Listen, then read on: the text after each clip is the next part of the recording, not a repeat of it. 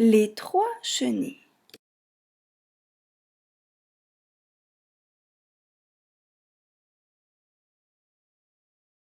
Il était une fois 3 petites chenilles.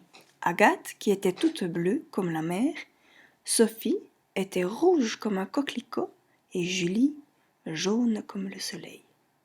Elles étaient devenues amies depuis leur première classe.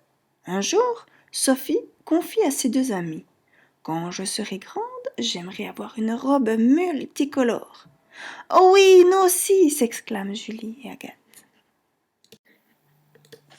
Une nuit, alors qu'elles étaient au camping avec leurs parents, elles s'endormirent côte à côte. Le lendemain, alors qu'elles s'étiraient pour se réveiller, leurs ailes de papillon avaient poussé. Et comme le bout de leurs ailes se touchait, les paillettes se mélangèrent. Agathe était bleue avec un petit peu de vert grâce à Julie et un peu de violet grâce à Sophie. Julie était jaune avec un peu d'orange grâce à son amie Sophie et un peu de vert grâce à Agathe.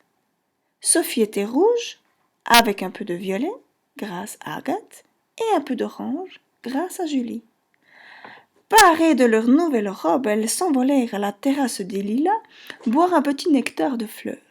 Ensuite, elles se posèrent sur une dune de sable blanc pour faire une petite sieste.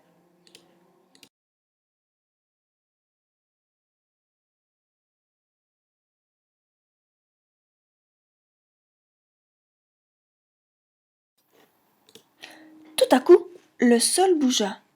Ce n'était pas une dune de sable blanc, mais la croupe de Mr. White, l'étalon du Prévert. Oh, comme vous êtes radieuse!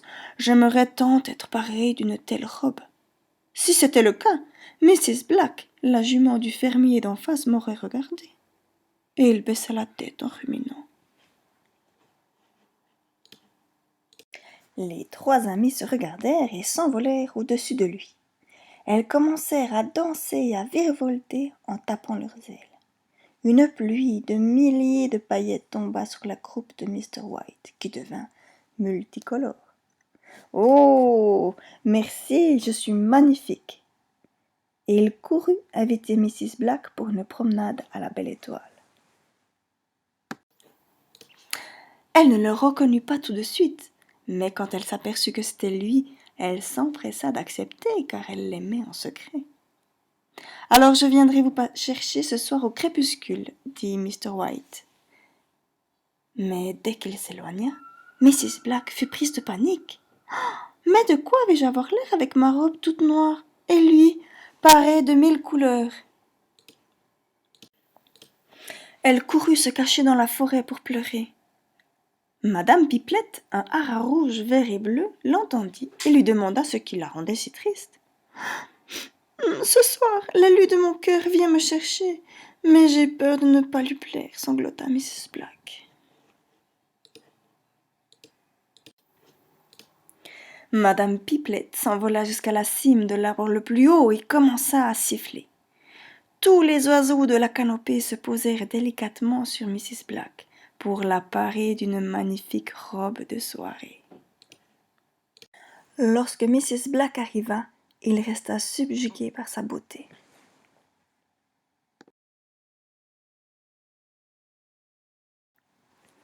Sous la voûte étoilée, ils s'avouèrent leur amour mutuel.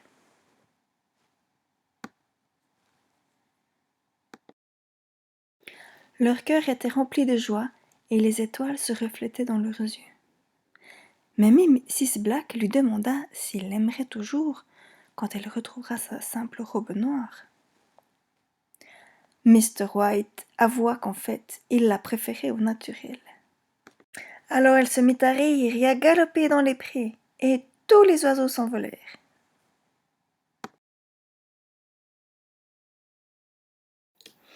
Elle lui avoua également qu'elle le préférait avec son costume blanc, comme la neige.